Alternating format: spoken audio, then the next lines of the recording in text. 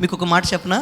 ఒక సహోదరి ఇలా అంటుంది, నేను విన్నాను, నేను చూశాను. ఏమనంటే, నేను భగవంతుడిని ఒకటి ప్రార్థన చేస్తున్నానండి.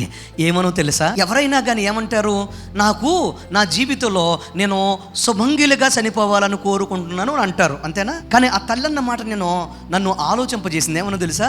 నేను భగవంతుడిని ప్రార్థన చేస్తున్నాను, దేవుణ్ణి ప్రార్థన చేస్తున్నాను. ఏమని తెలుసా? నేను బ్రతికుండగానే నా కళ్ళ ముందే నా భర్త చచ్చిపోవాలి. నేను బ్రతికుండగానే నా భర్త చచ్చిపోవాలి, ఆ తర్వాతే నేను చనిపోవాలి. వెంటనే అడిగితే అంటది, ఎందుకు అలా అంటున్నావు? కళ్ళ ముందే భర్త చనిపోవాలంటావేంటి?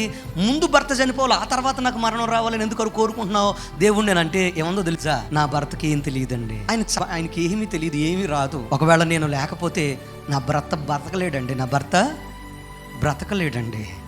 అందుకోసం నేను కోరుకుంటాను ఏంటో తెలుసా? మొదటి మరణం నా భర్తకు రావాలి, ఆ తర్వాత నాకు రావాలి.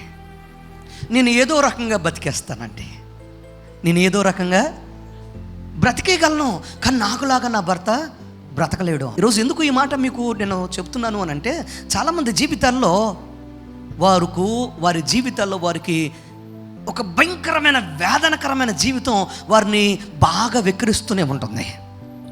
కట్టుకున్న వారిని కోల్పోయి, అలాగే జీవితాన్ని కోల్పోయి రోడ్డున పడి, అయ్యా నాకు ఏం మిగిలింది?